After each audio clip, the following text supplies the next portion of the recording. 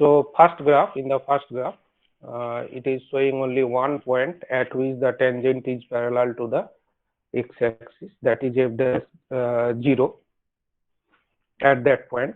And in the second graph, there are more than one point at which tangents are parallel to the x-axis.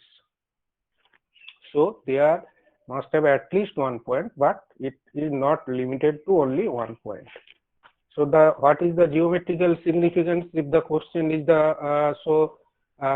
give the geometrical significance of Rolle's theorem, then you have to draw figures, and from the figures you have to mention that the tangents at that point at which the derivative 0, there exists at least one point at which the tangent is parallel to the x-axis. So this is the Lagrange, geometrical interpretation of Rolle's theorem.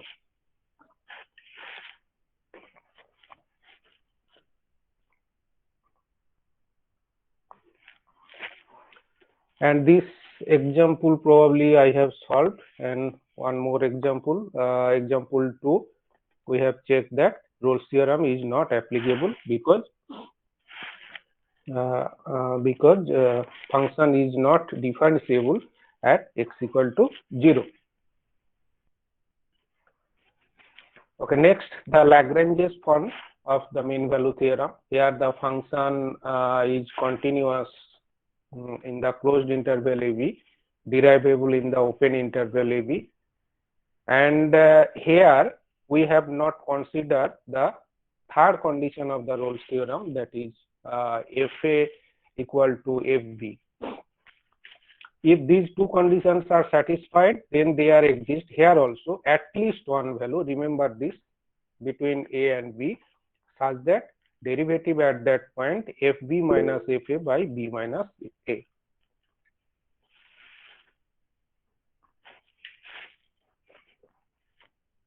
F dash C equal to FB minus FA by B minus A.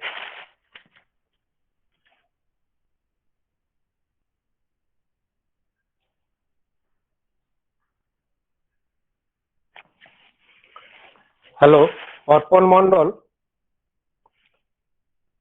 Arpan Mondal. Yes, sir.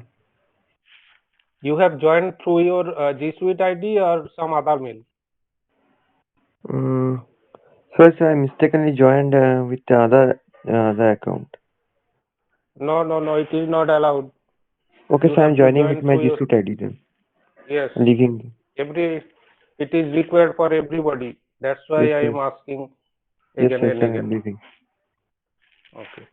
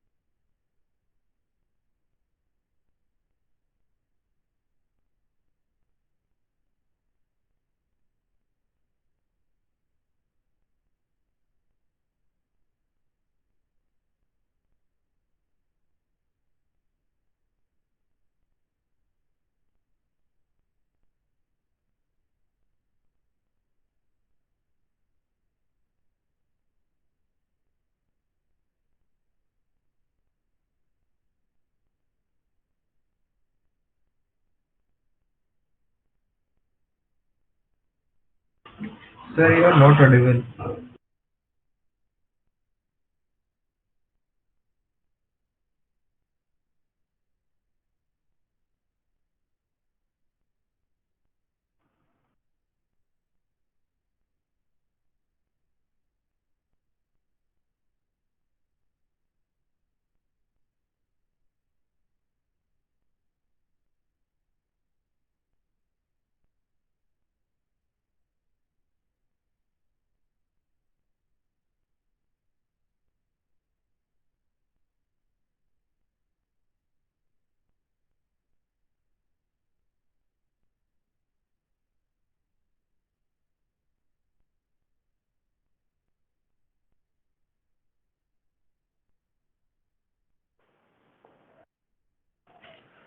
Hello, I am audible.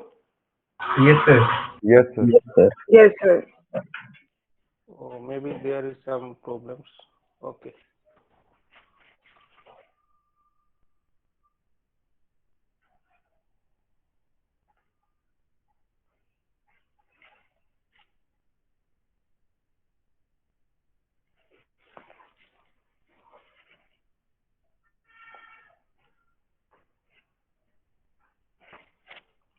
Okay. So instead of taking a and b, we have taken here a and a plus h. In this case, the internal point that is considered as c equal to a plus theta is. Theta lies between 0 and 1. In that case, look at this: f dash a plus theta h equal to f a plus h minus f a by h, or it is also written in the form f a plus h equal to f a plus h f dash theta h. This form is also very important. Later I will give you some examples to use this form. That's why I have consider here f a plus h equal to f a plus h f dash a plus theta h. H is what? The length of the interval, and theta is what? Theta lies between 0 and 1. So whenever you will write this form, you have to write 0 less than theta less than 1. Otherwise, this is meaningless. Remember this one. Okay, next one. Later I will solve some example. First, I will consider the Cauchy's mean value theorem.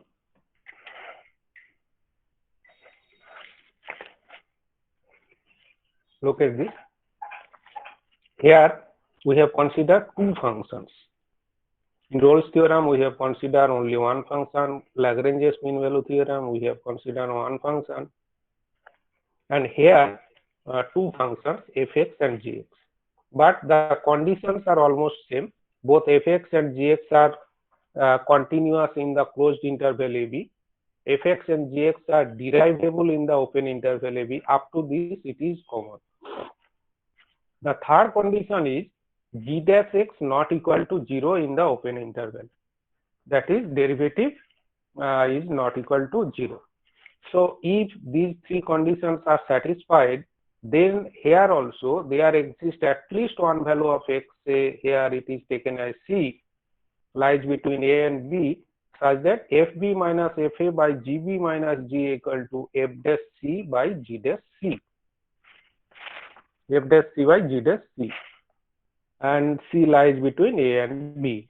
So this is the form of the Cauchy's mean value theorem, and we can also derive the Lagrange's.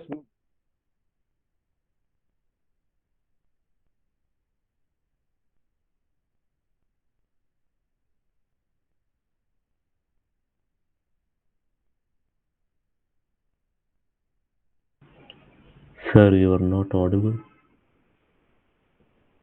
Yes, sir, you are not audible.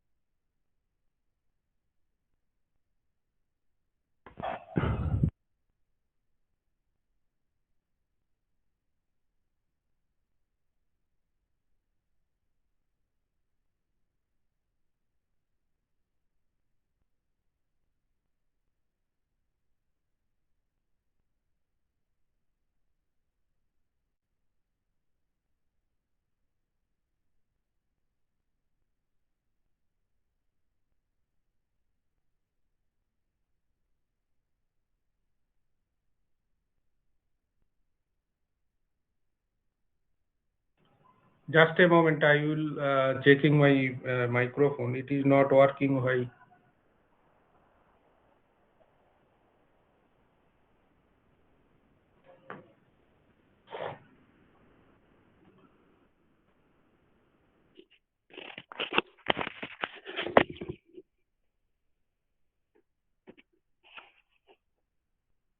Is it working now? Hello? Yes, sir, you are audible. Microphone is disturbing. I will checking.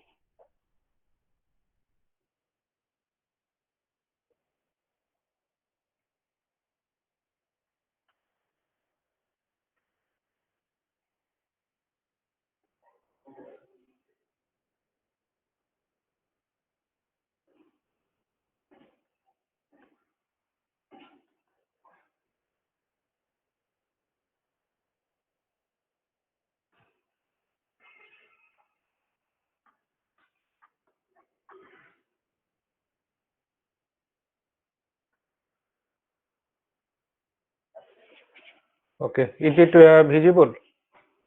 Yes, sir. Yes, sir. So that I have discussed that here we have considered two functions. Almost first two conditions are same. The third condition is the derivative of the second function is not equal to 0. It is not that g dash x not equal to 0. If you consider the function fx in the denominator, then you have to take that f dash x not equal to 0. Remember this one. Here also, as we have considered in case of the Lagrange's form, here also a new function is constructed, that is phi x equal to fx plus a into the second function gx. Fx and gx are two functions, and the condition the constant a to be chosen in such a way that phi a equal to phi b. That is, we are actually willing to use the Rolle's theorem. That's why we are considering the third condition, that is phi a equal to phi b. From here, a is found as a equal to minus of this one. And now again, phi x satisfies all the three conditions of Rolle's theorem, because fx and gx are continuous, so phi x continuous. Fx, gx are derivable, so phi dash x is also exists, and phi a equal to phi b. So all the three conditions of the Rolle's theorem are satisfied. Therefore, there exists at least one value of x, say x equal to c, such that phi dash equal to 0. That is a equal to minus of this. So if we equate these to a, then we get the Cauchy's mean value theorem. So it is very simple to prove the Lagrange's and Cauchy's mean value theorem. You have to construct a new function. In case of Lagrange's mean value theorem, fx plus a into x, because here it is only one function, and in case of the Cauchy's mean value theorem, since here we are considering two functions, so fx plus a into gx, then the proof is almost same for both Lagrange's and Cauchy's mean value theorem. Okay, here also two corollary given in corollary 1. Look at this. If we put gx equal to x in the Cauchy's mean value theorem, we get the corresponding Lagrange's mean value theorem.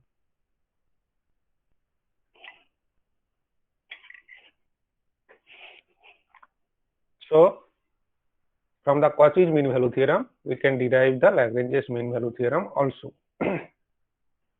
And the second corollary is almost the same that I have discussed in case of Lagrange's form of the mean value theorem. B equal to a plus h, c equal to a plus theta h, 0 less than theta less than 1. So in that case, just b will be replaced by a plus h. That is, we are considering the interval a and a plus h. The length of the interval is h, and the point c or xi, whatever it may be, lies between a and b. That is taken as a plus theta h. Again, I am mentioning that I have seen many times that whenever you are writing this form, you are not mentioning theta lies between 0 and 1. If you don't write, then it is meaningless.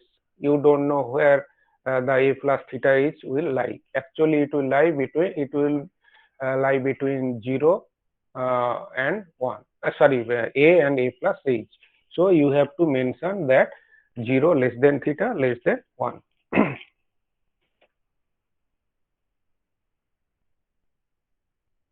Okay, next, this is one example, and so that the Lagrange's mean value theorem sorry so that the Lagrange's mean value theorem is not applicable to the function fx equal to x sin 1 by x when x not equal to 0 and 0 when x equal to 0 is not applicable in the interval -1 1. So not applicable means Lagrange's mean value theorem, you know that there are two conditions. Fx is continuous in the closed interval and its derivative exists in the open interval. Here the interval is -1 1. So either the function is not continuous or not differentiable. So if you find any condition, any one which is not fulfilling as mentioned in the statement of the Lagrange's mean value theorem, then it is not Lagrange's mean value theorem is not applicable. So check here continuity and look at this function actually when it is interval is -1 1 and only the function is have a breakup at x equal to 0. So at 0 you have to check continuity and differentiability. Check first whether continuous or not.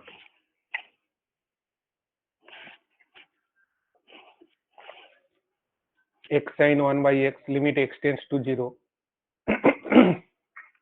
I think you have solved in your plus 2 level also. You know that sine cos all functions are lies between -1 1. Sine 1 by x also lies between -1 1, and it is bounded function and x is multiplied, x tends to 0, so it is 0. So f0 also f0 is 0, it is given f0 is 0. So the limiting value is equal to the functional value. So the function is continuous at x equal to 0. So we have we cannot say anything from here.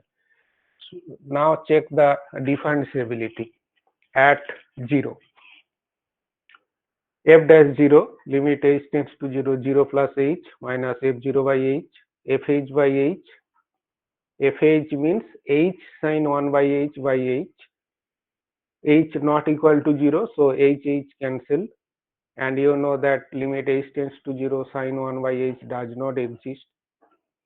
So the function is not differentiable at x equal to 0, which lies within the interval -1 1. Hence what? Hence the Lagrange's mean value theorem is not applicable for the function x sin 1 by x in the interval -1 1.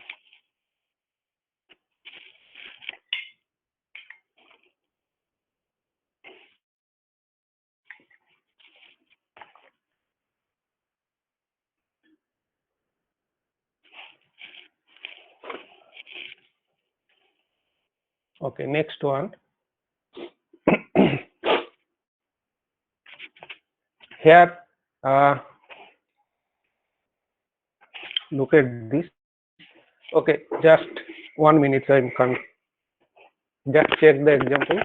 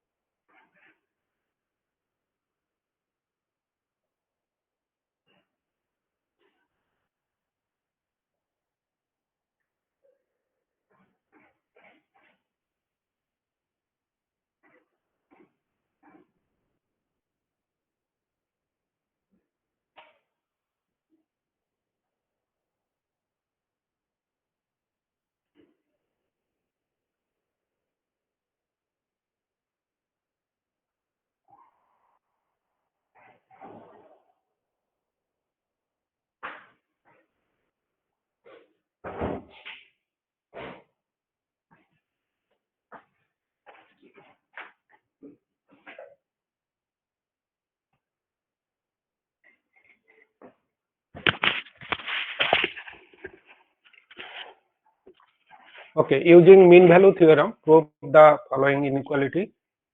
This you might have solved this inequality in your class 2 level, but not using mean value theorem. You have been used by increasing decreasing properties of the function, taking some functional form and then taking derivative if f dash x greater than 0, increasing function less than 0, decreasing function. In this way might have solved. But here as it is mentioned that using mean value theorem means you have to use mean value theorem. Even if you can solve this in other way, but you have to use the mean value theorem.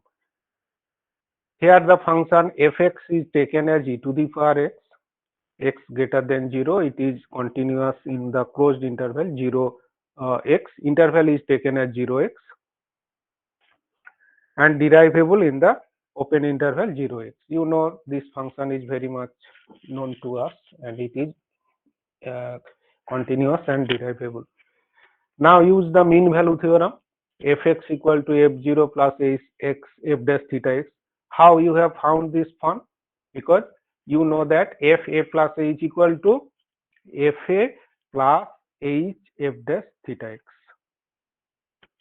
A plus theta h, and that a is taken as 0 and a b or a plus h that is x general interval x. So the form takes the form fx equal to f0 plus x f dash theta x, 0 less than theta less than 1. From here you will get the relation. So next part you have to prove that using this form of the mean value theorem, 0 less than 1 by x log of this less than 1. From here it is very easy. How you will get theta lies between 0 and 1. From here you will get this relation. Okay, you have to solve. Next one is in the mean value theorem, fx equal to f0 plus h f dash theta h. Fx equal to f0 x f dash theta x.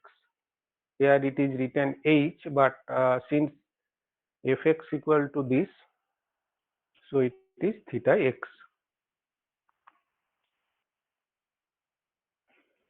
And so that the limiting value of theta as h tends to 0 plus or h tends to 0 plus, then it must be fh equal to f0 plus h f dash theta h. Both x and h are used here in the example, but first fh equal to f0 plus h f dash theta h. But it does not matter. Anyway, fh equal to f0 plus h f dash theta h. Function is cos x, and what you have to find that you have to show that the limiting value of theta, that is h tends to 0 plus theta equal to half. You have to show this one. And here it is mentioned that using the mean value theorem, that is also given. Even if it is not given, then also you have to consider this form, fh equal to f0 plus h f dash theta h. Okay, let us check. First of all, you have to check whether the function is continuous and differentiable or not in the interval 0h. Otherwise, this mean value theorem will not be applicable. So it is the function is cos x. It is well known to us that it is continuous in the closed interval 0h and differentiable in the open interval 0h. And using the mean value theorem, fh equal to f0 plus h f dash theta h. So cos h equal to cos h left hand side and right hand side f0 cos 0 1 and h f dash theta h, that is minus sin theta h. Then cos h equal to 1 minus h sin theta h, and it is taken in this way, h sin theta h equal to 1 minus cos h. So 1 minus cos h 2 sin square h by 2, and then to take the limit it is adjusted in different way. Look at this here, sin theta h by theta is taken, and right hand side, since theta is not present in the denominator, so it is multiplied in the both side theta, and here also right hand side 2 by theta h square. It is adjusted to take the limit sin square h by 2. Now take the limit h tends to 0 plus. Could you tell me why it is taken h tends to 0 plus, not h tends to 0?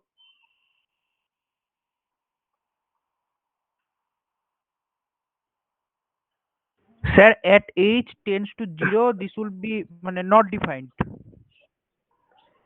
H tends to 0 means it is from the left hand side, it is from the right hand side, but your interval is 0 to h. So you are not taking the right hand side, left hand side, it will be outside the interval.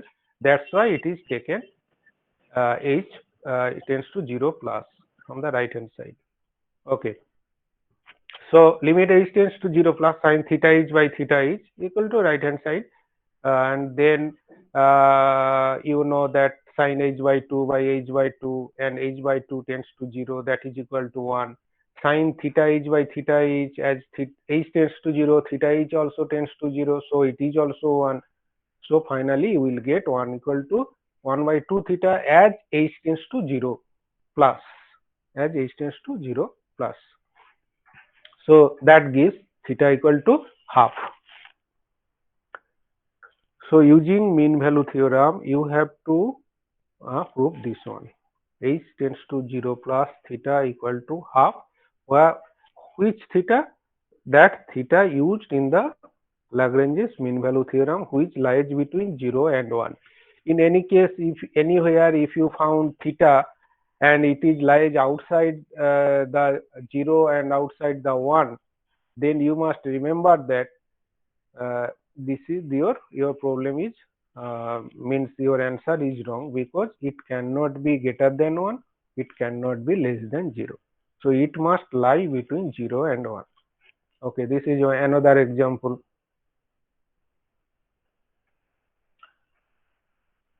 Next one, again use mean value theorem, so that this inequality x by 1 plus x log less than log of 1 plus x less than x.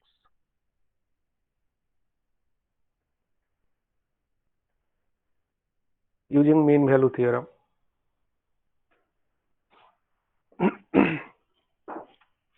Almost similar. First you have to take a function, suitable function. Here fx equal to log of 1 plus x. Fx is continuous and differentiable for x greater than 0. Here the function, the relation is given for x greater than 0. And here we will consider the interval 0x. 0x. So f dash x equal to 1 plus x. Then here it is fx minus f0, or you can use the earlier form also, the same thing, log of 1 plus x by x equal to 1 plus theta x, and here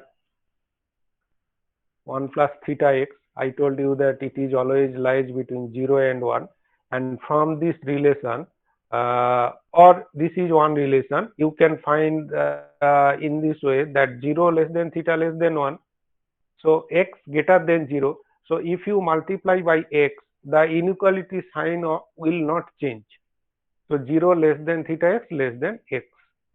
Then if you add 1 for each term, then it is 1 plus theta x greater than 1 less than 1 plus x.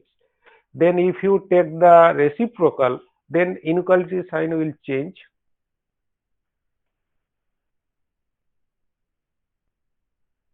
not taking the reciprocal. It is just it is divided by here it is 1 by 1 plus x, and here it is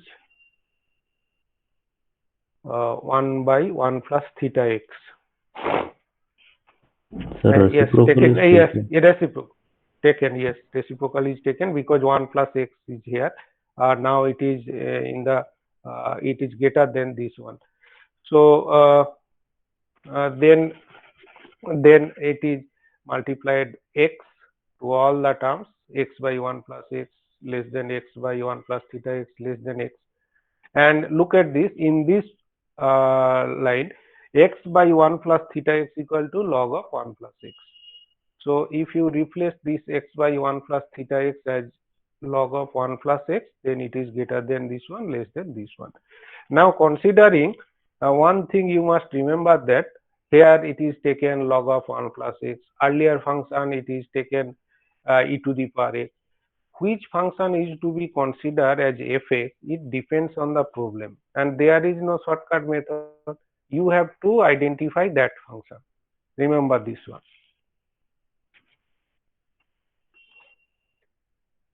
And one more thing, I will not solve this one. It is already solved here. You will check it using mean value theorem, so that x by 1 plus x square equal less than tan inverse x less than x. Here fx is taken as tan inverse x. Then use the mean value theorem, this one, and from here you can establish that tan inverse x greater than this, less than this one. It is better to try yourself. Then if you think any problem, then you can check the solve portion.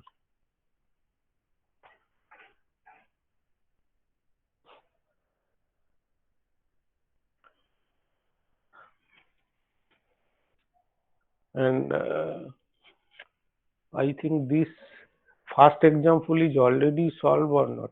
Log of e to the power x minus 1 by x. Log of, yes, this is already solved. So no problem. And verify Rolle's theorem for these two functions. It is also not so difficult.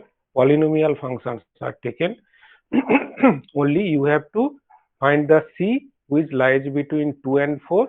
Find the c for lies between 2 and 3. And the next example is in the mean value theorem, fx equal to f0 plus, again there is a mistake here, always x and h. You will use the same. If you use x, no problem. If you use h, no problem. But it will be either only h or only x. Here x, not x, right, left hand side, it is h. Fh equal to f0 plus h f dash theta h. 0 less than theta less than 1. So that the limiting value of theta as h tends to 0 plus, same as we have solved in the cos x problem, is half according as fx is sin x. Earlier example, fx was cos x, here fx is sin x. You have to establish that limit h tends to 0 plus is also h plus h tends to 0 plus theta equal to half. When fx equal to cos x. For fx fx equal to cos x, we have already checked. Fx equal to sin x. So you will solve, try to solve these examples.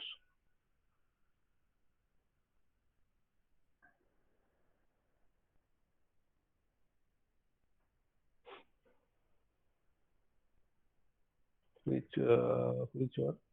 1 minus x to the power 5.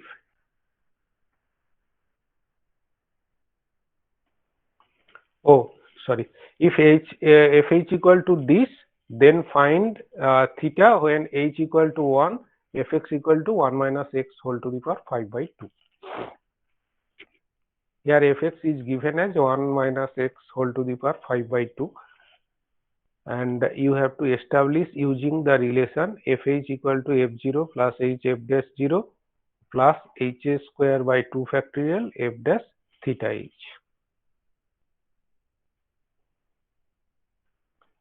Just differentiate the function and substitute in the given problem, you will get the result. Only look at this here, theta equal to 9 by 15. So it is only one value, and that also lies between 0 and 1. Suppose in any after solving any problem, if suppose you have found the 2, 3 values of theta, but one lies one is either greater than 0, less than 0 or greater than 1. Then whenever you will write, you must avoid this that number, because it is not lies in the interval 0 1. If you do not mention anything, it means that all the 3 values, all the 2 values are the values of theta, but it is not correct. You have to mention that one.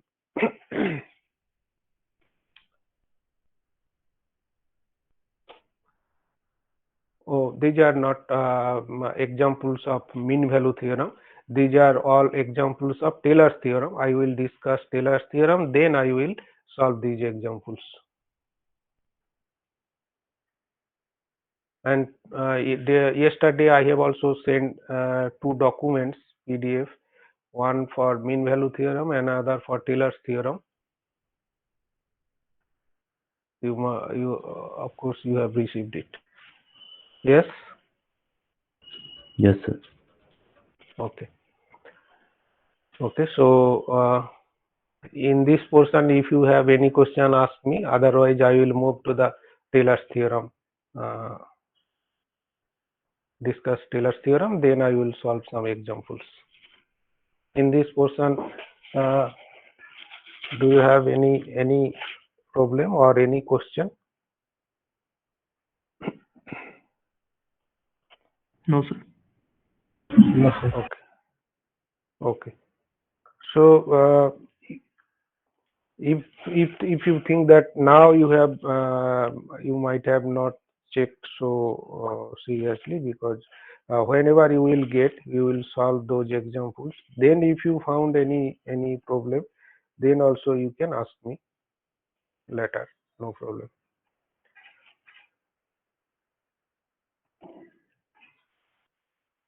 Sir, can we Okay. mail our doubts? Hi. Can we mail our doubts? Actually, because now this is a very, you know, that very difficult situation. I am also taking some other classes. All these, if I start to consider all these mails, then it is very difficult. 1-2 mail I can consider, no problem, but usually I think that if you have any question, you may ask during the class. I will discuss. And if you have any question, say for example, out of your maybe 100 students, 1-2 mail, 3-4 mail, then it is no problem. But if I receive many mail, then it is difficult for me to answer all those questions. Okay.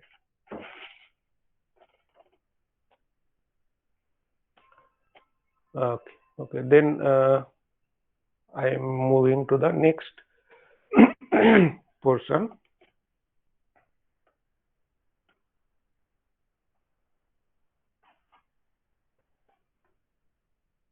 Okay. Next is the Taylor's theorem.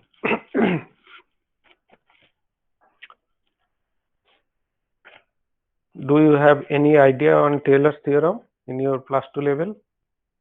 No, sir. No, sir. No, sir. No, sir. Okay. Okay. Okay. No problem.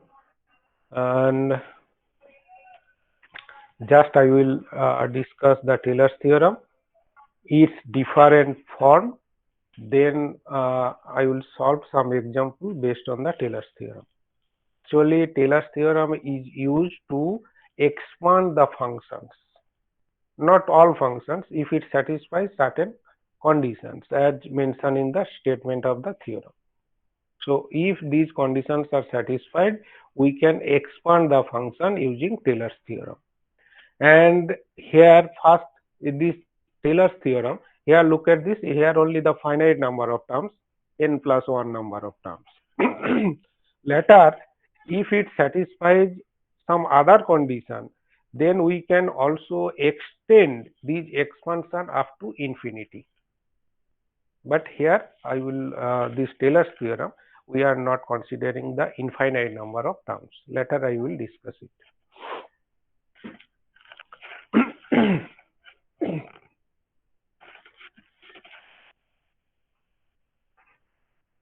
Just a moment.